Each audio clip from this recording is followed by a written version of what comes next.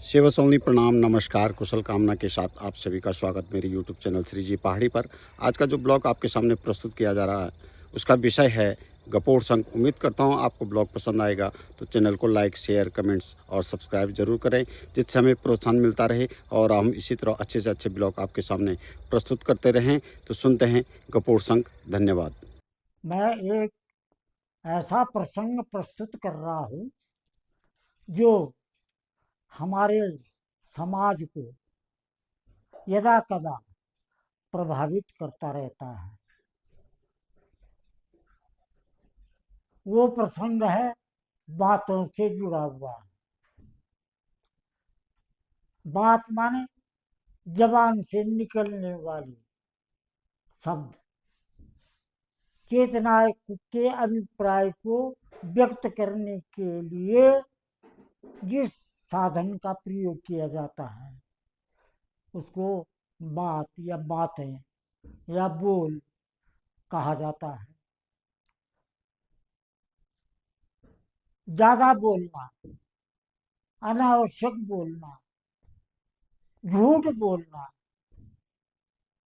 फर्जी बातों को जोड़ना, ये भी समाज में होता रहता है। हमारे पुराने लोगों ने कुछ ऐसे लोगों को जो खाली गप हाँकते रहते हैं, गप और शंख की संज्ञा दी है। इसलिए इस प्रसंग का शीर्षक ही मैं गप और शंख देता हूँ। हमारे पूर्वज महायोगी हुए हैं, बहुत बड़े ज्ञाता हुए हैं, मनोजव हुए हैं, मन के अनुसार तीनों लोगों का भ्रमण करने वाले हुए। ऐसे ही ये पंडित थे, योगी। उन्होंने अपनी मंत्र विद्या द्वारा, अपनी योग साधना द्वारा अनेक सिद्धियों द्वारा एक शंख को ऐसा सिद्ध कर रखा था कि पंडित जी उससे रोज अपने दैनिक निर्वहन के लिए 1 रुपया मांगते थे। पंडित जी ने मांगा और शंख ने दे दिया। अब इस घटनाक्रम को आसपास पड़ोस का कोई चतुर चालाक चोर या धोखा देने वाला, झूठ बोलने वाला देख रहा था। उसके मन में आई, ये तो पैसे उगलता है शंख, इसको चोर लेना चाहिए। उसने योजना बना दी।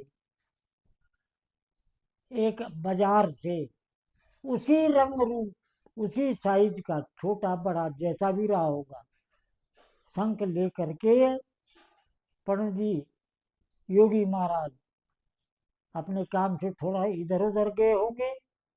उसने बाजार से लाए हुए शंख को वहां रख दिया और जो वास्तव में रुपया देने वाला था उसको ले लिया।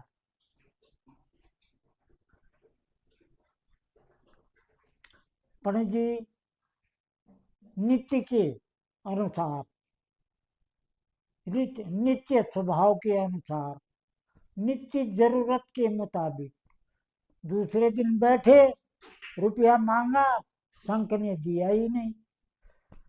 पंडित जी अच्छी तरह से देखा, मन से मनन किया, विचार किया, समझ गए ये किसी की शरारत है। लेकिन उसका उपाय भी उनके मन में सूझ गया। उन्होंने क्या किया,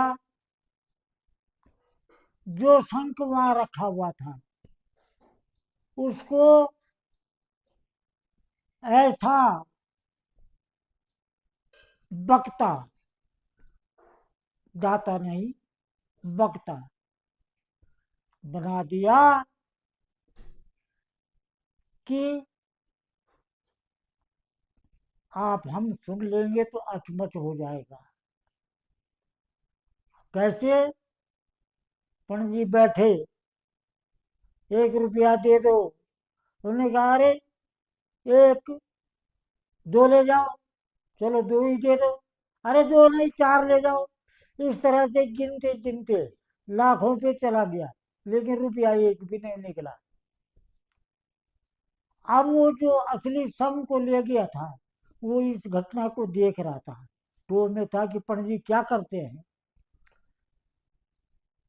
उसने देखा अरे ये तो 1 रुपया देता, वहां तो लाखों की बातें हो रही है।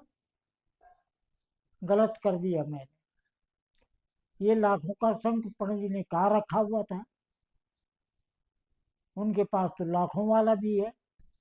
उसने चुपके से जो असली था, वास्तव में 1 रुपया देने वाला, उसको वहां रख दिया, और जो गप मारने वाला था उसको उठा ले गए।